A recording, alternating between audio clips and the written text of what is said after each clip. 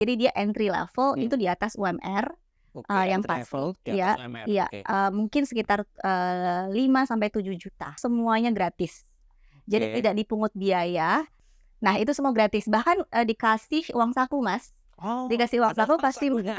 dan di beberapa Kalau tempat boleh tahu berapa sehari? aduh, itu saya kurang tahu ya. Sektor yang paling banyak atau menjanjikan bisa menyerap tenaga kerja itu apa? Selamat datang di Punggawa Lestari. Saya Amir Sodigit. Hari ini saya membawa seorang punggawa lestari. Nah, saya sudah dapat kartu namanya. Namanya Mbak Dian Elvira Rosa. Nah, di samping saya ini Mbak Dian. Apa kabar Mbak Dian? Baik, Mas Amir. Mbak Dian ini lembaganya ya, biar nggak salah ya, di Renewable Energy Skill Development atau RISD. Nah, RISD ini apa ini Mbak? Mas Amir, thank you sebelumnya. RISD itu adalah program kerjasama antara pemerintah Swiss Secretariat for Economic Affairs (SECO), dan pemerintah Indonesia, Kementerian SDM, Kementerian Pendidikan, dan Kementerian Ketenagakerjaan untuk mendukung pendidikan dan pelatihan di energi terbarukan di Indonesia. Kita akan bahas soal green jobs. Nah, nanti kaitannya seperti apa? Green jobs itu sebelum ke situ, sebenarnya apa sih Mbak green jobs itu? Ya, ya.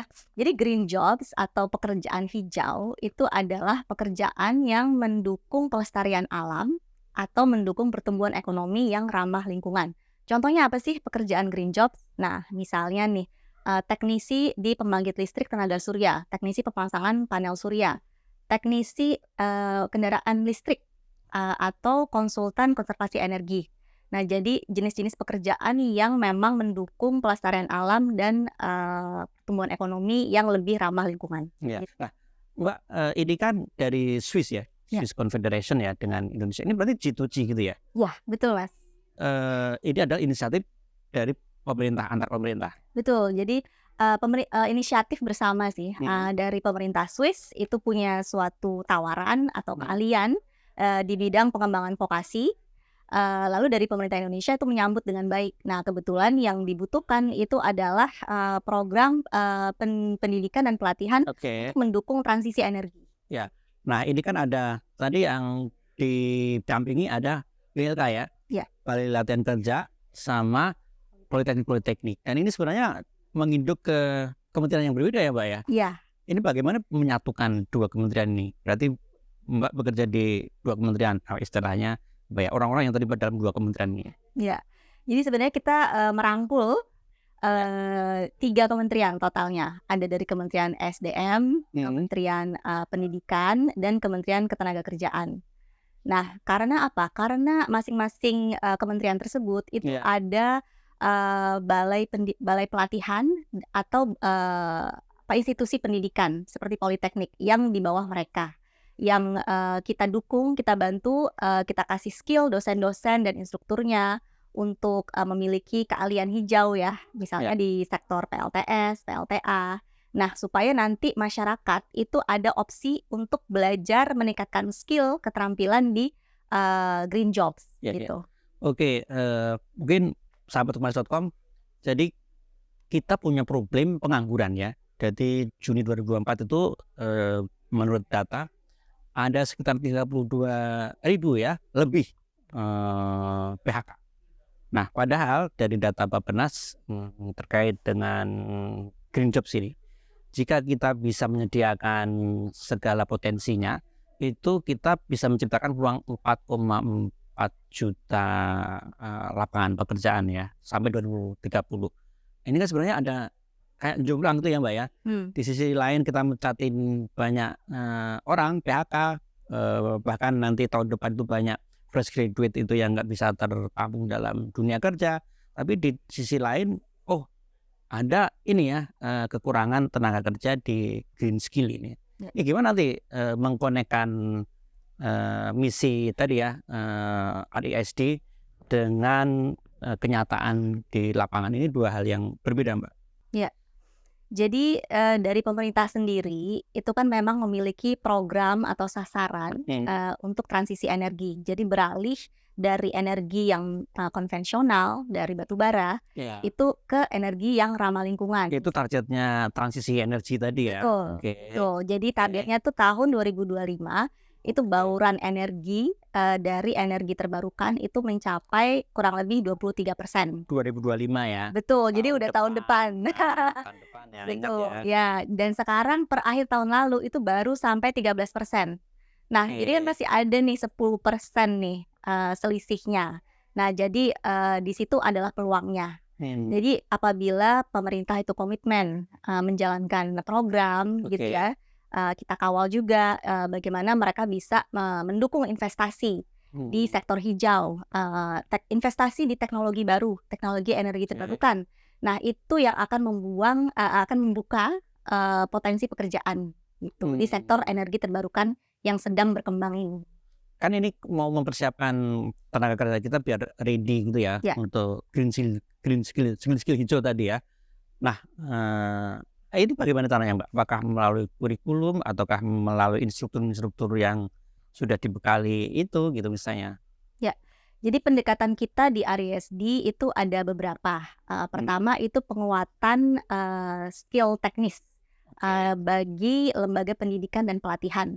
Artinya apa? Artinya kita membawa tenaga ahli. Kebetulan karena ini kerja sama Swiss, kami membawa tenaga ahli dari Swiss, dari Universitas Terapan Swiss yang memang ahli di PLTS dan PLTA, pembangkit listrik tenaga air, untuk datang ke sini dan mengajar dosen dari 5 politeknik dan 5 balai pelatihan ya.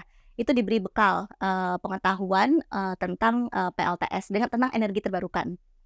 Lalu yang kedua itu ada investasi atau ada dukungan peralatan, hibah peralatan di PLTS untuk masing-masing politeknik dan balai pelatihan supaya nanti peserta yang dilatih itu betul-betul bisa menggunakan peralatan sesuai standar industri. Mbak, ini target pesertanya tuh dari mana nih? Misalnya BLK itu dari mana, politeknik dari mana?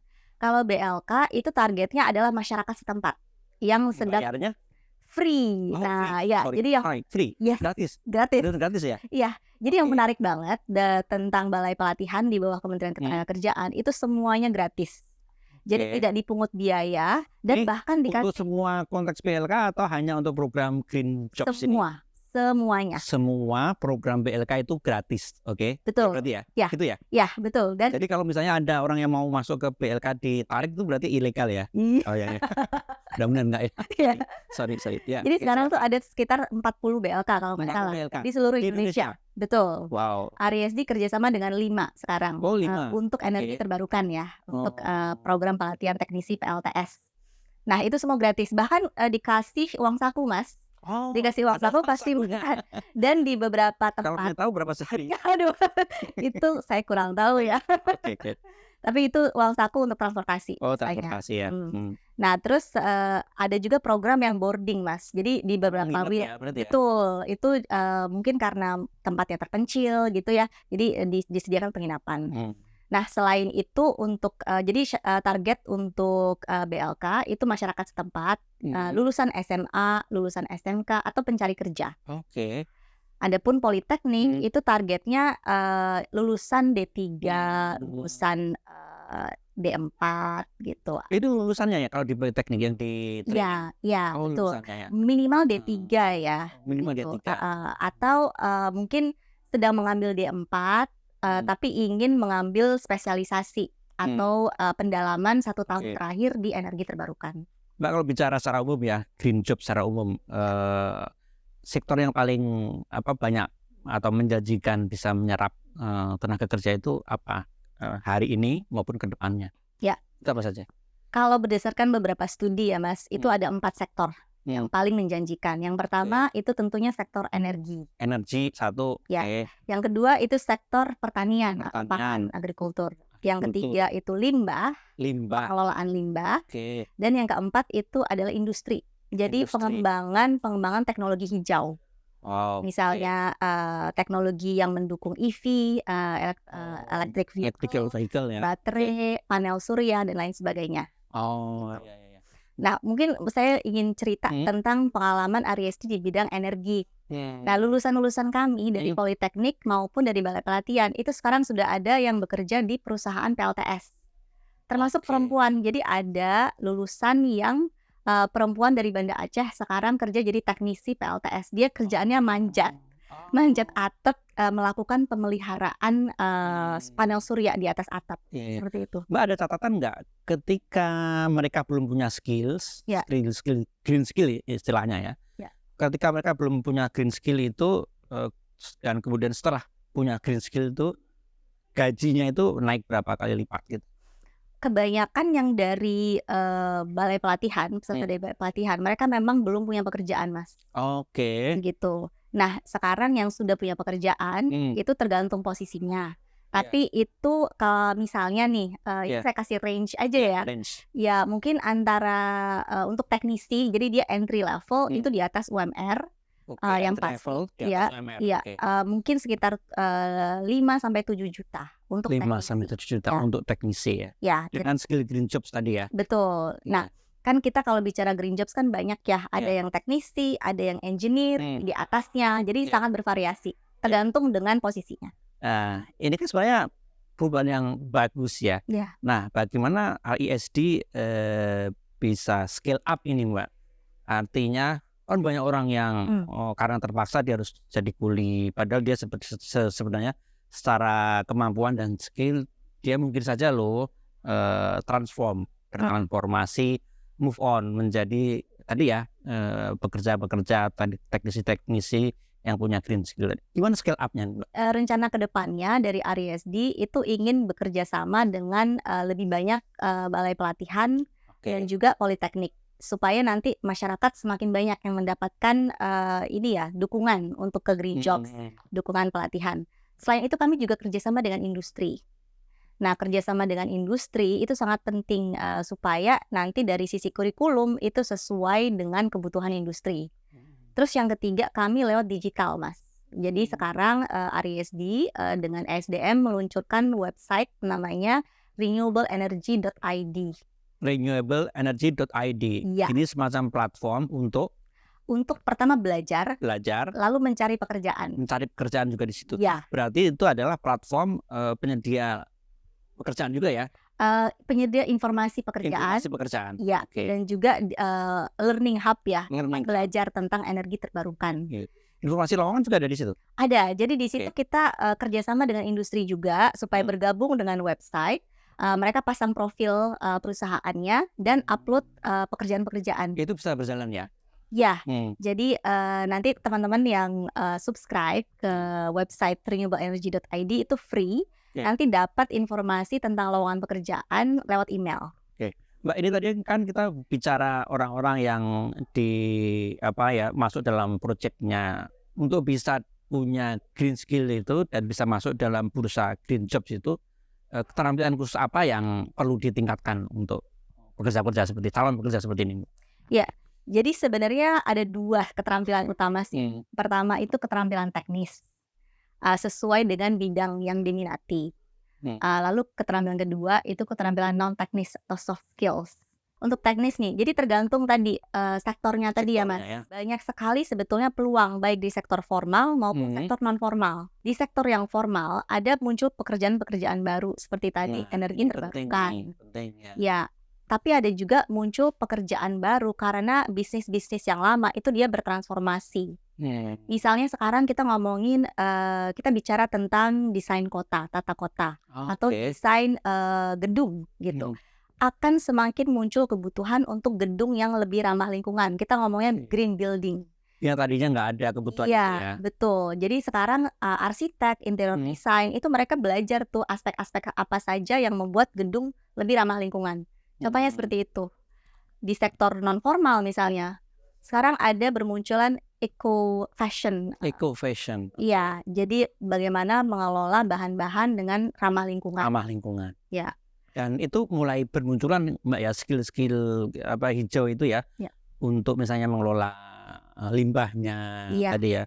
Bagaimana memastikan rantai pasoknya aman, adil gitu ya. Tidak melanggar HAM juga gitu ya? Ya, betul. Itu dari green skill juga ya? Betul sekali. Banget ya? Iya, jadi luas sekali. Bahkan dari sisi konsultan konsultan untuk sustainability. Itu juga termasuk tuh ranah green jobs gitu. Jadi bagaimana membantu perusahaan-perusahaan supaya dia bisa bertransformasi supaya business operations lebih ramah. Itu termasuk salah satu juga. Bahkan content creator itu yang dia memberikan kesadaran ke umum ya, ke publik, ke masyarakat tentang lingkungan, tentang energi terbarukan. Itu juga termasuk peluang pekerjaan di masa depan. Di sekarang tuh sudah mulai bermunculan. Sahabat Kompas.com, ini bukan soal cuman pekerjaan konvensional yang green tadi ya, misalnya masang PLTS kayak gitu ya, kemudian orang-orang yang bekerja di balik tenaga surya, bukan, tapi berarti semua bidang bisa diinjek dengan green skill ini Mbak ya, termasuk fashion, arsitektur gitu ya. Pertanian juga ya. Iya, teknologi yang dipakai lebih ramah lingkungan, lalu teknologi yang regeneratif, pangan gitu. Luas sekali. Kan kita tadi seolah-olah ngomong, wah ini gampang gitu ya. Tapi sebenarnya kita tidak tahu nih. Sebenarnya tantangan terbesar itu apa sih dalam kita menghandle dan mempromosikan green jobs ini terutama di Indonesia ya? Ya. Mungkin tantangan utamanya yang saya lihat itu adalah perlunya perkembangan industri yang didukung dengan kebijakan-kebijakan pemerintah yang mendorong investasi. Jadi kita butuh investasi untuk mendorong perkembangan energi terbarukan dan transformasi ekonomi secara umum ke ekonomi hijau. Itu. Dengan adanya investasi dan itu pasti membutuhkan dukungan pemerintah. Itu akan menciptakan permintaan tenaga kerja di green jobs. Jadi kan tantangannya sangat luas. Ada tantangan di investasi, tapi nanti kalau misalnya investasi sudah masuk, nggak ada tenaga kerjanya, kesulitan juga dong implementasi perkembangan industrinya. Nah, jadi di sini Project RISD kita mendukung dari sisi penyiapan SDM-nya. Rame-rame nih kita kerjain bareng. Nah, sebelum kita closing, nanti ada pesan terakhir atau mungkin statement yang akan disampaikan, silakan. Mungkin dari RISD kami sangat mendukung kolaborasi. Seperti tadi Mas Amir sampaikan bahwa PR untuk mewujudkan lapangan kerja hijau yang luas itu perlu kerjasama berbagai pihak.